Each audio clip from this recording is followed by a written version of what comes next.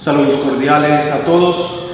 Quiero hablar en esta ocasión sobre los cambios sociales y políticos del siglo XIX y siglo XX en la época de la Iglesia moderna. El Concilio Vaticano I fue convocado en el año 1869 por el Papa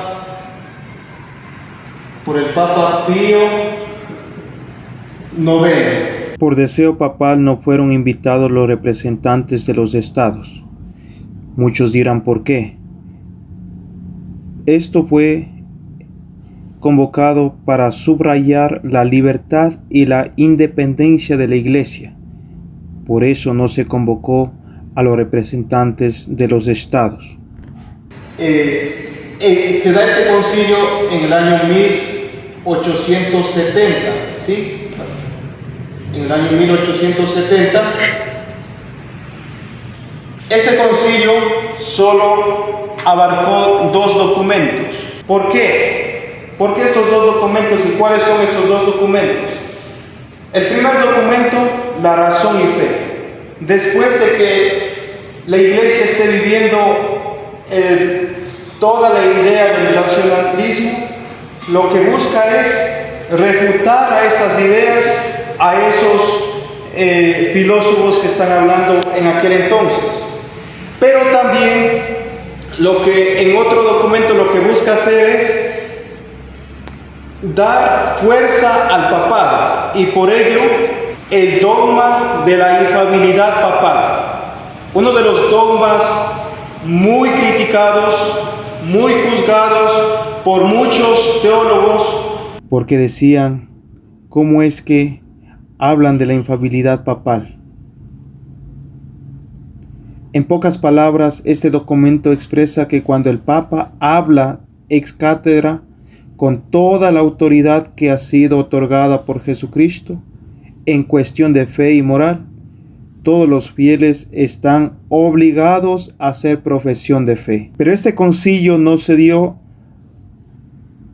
por terminado por una justa razón. En 1870, es decir, el 20 de septiembre de 1870, fue interrumpida por el ejército piemontés, que por la brecha de la Puerta Pía entra a tomar el Vaticano. El Papa León XIII siente la necesidad de que sea la Iglesia quien afronte las cuestiones sociales que viene desde hace 1848, donde Marx y Hegel publicaron el manifiesto del Partido Comunista.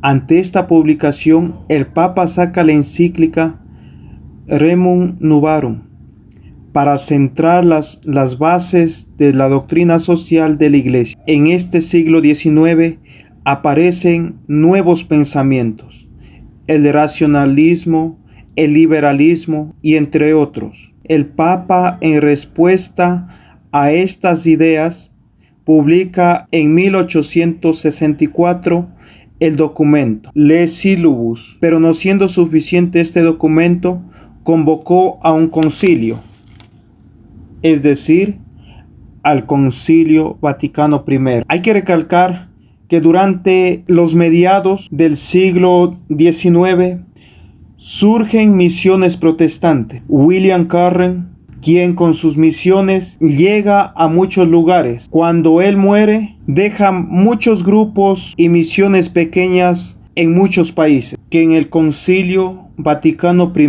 se afirmó el papado. La Iglesia afirma el papado. Los países estaban abandonando los reyes. En cambio, la Iglesia afirmó el papado con el dogma de la infalibilidad papal. En 1890 se da la renovación teológica, que en este siglo ingresa la teología protestante en la Iglesia católica.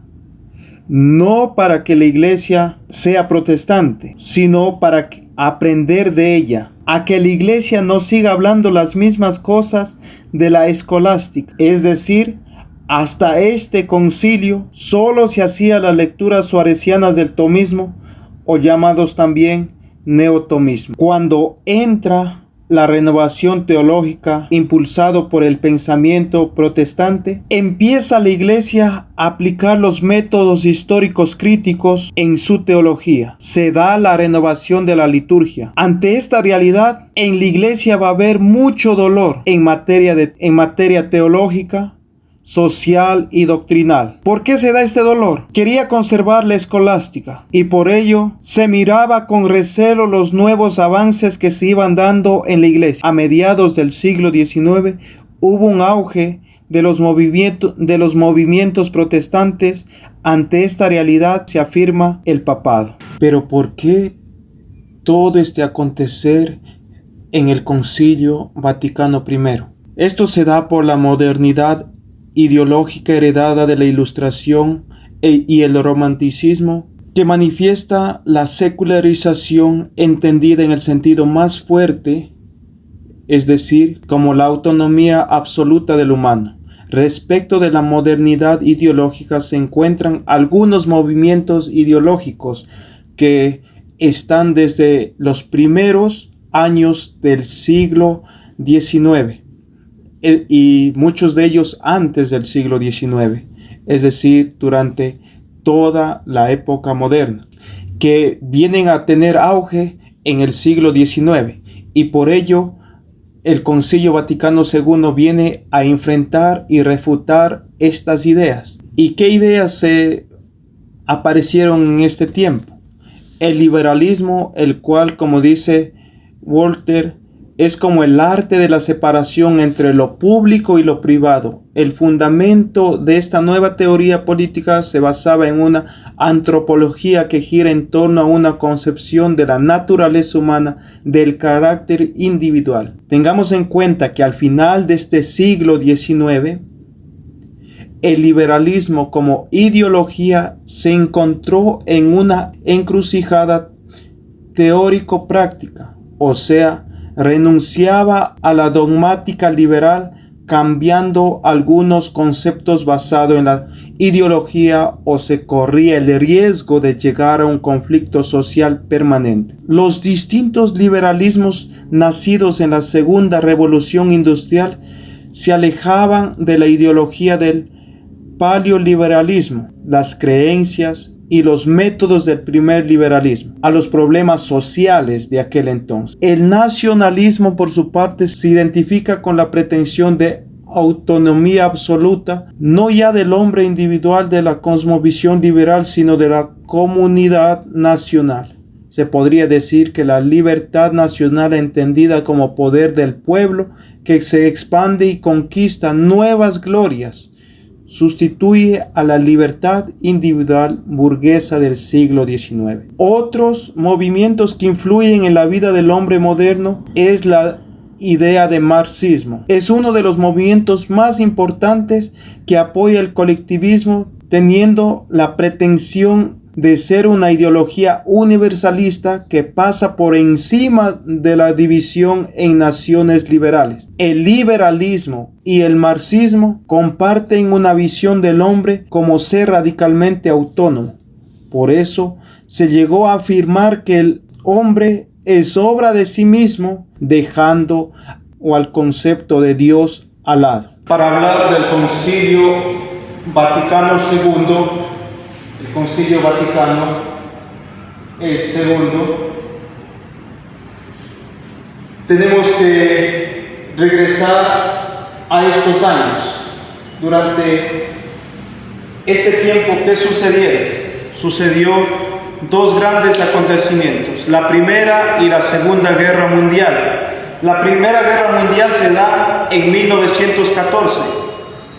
¿Por qué? Después de la muerte de don José y su esposa, se estalla la Primera Guerra Mundial, acabando con muchos pueblos, es decir, acabando casi con una parte de la humanidad de aquel país. En cambio, ya en la Segunda Guerra Mundial se da porque los nazis, con sus ideas, con sus modos de pensar, quieren imponer al pueblo. Y como quieren imponer al pueblo, buscan acabar con el grupo hebreo. Para acabar con el grupo hebreo, crean cámaras de gases. La Segunda Guerra Mundial culmina en 1945 con la explosión de la bomba atómica en Japón.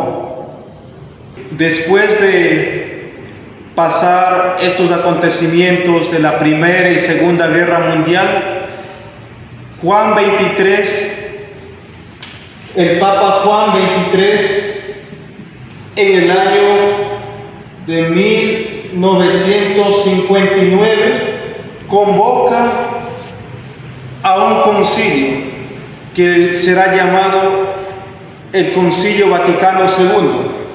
Este concilio se da inicio en el año 1962, pero después que da inicio el concilio en 1962, después de 8 meses, Juan XXIII muere.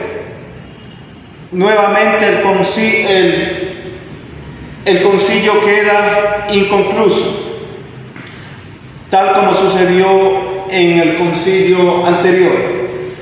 Luego de este concilio que quedó inconcluso, eligieron a Pablo VI como Papa, Papa Pablo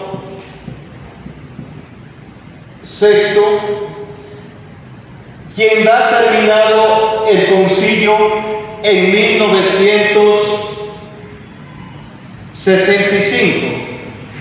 Estas dos fechas, desde el 59 al 65, tiene gran importancia en el siglo XX. Este es el punto medio del siglo XX, es decir, desde el año 1901 hasta el año 1999. ¿Qué engloba en todo esto? ¿O por qué este es el centro de todo este siglo? Ya que sucedieron las dos guerras, la Primera y Segunda Guerra Mundial, como ya hemos hablado anteriormente, y luego lo que va a suceder después de este concilio, porque aquí van a nacer 4 documentos importantes de la Iglesia.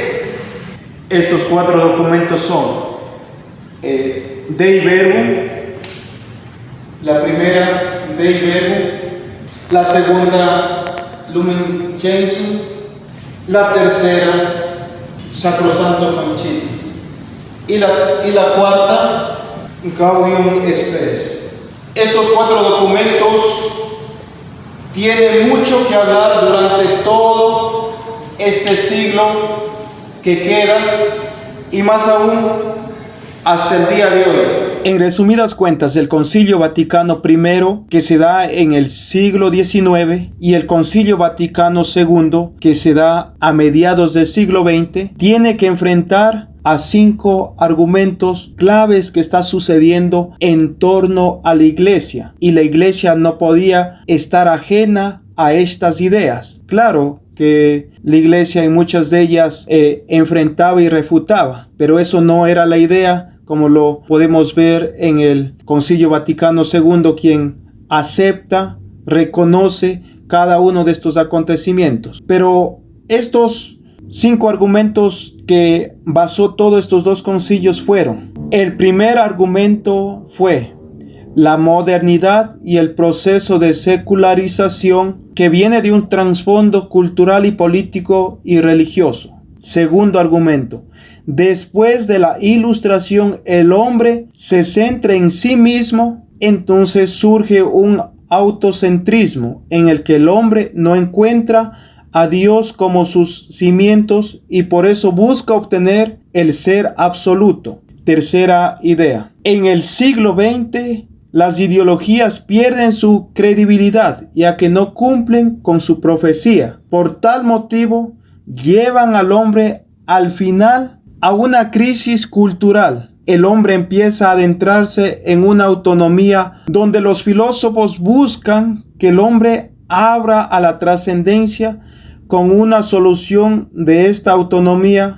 Cuarto argumento. La Iglesia no es ajena a esta situación de la modernidad y hace frente a ello por medio del magisterio de los sumos pontífices que guían a los fieles a una vivencia adecuada al contexto en la que está suscitando todas estas controversias. Y la quinta idea conclusiva de todo esto, se da el proceso de la secularización del hombre. Llega a un punto culmen donde que la Iglesia tiene que saber llevar de la mejor manera para trabajar con ella y saber guiar a un futuro mejor. Gracias por escuchar y ver este video.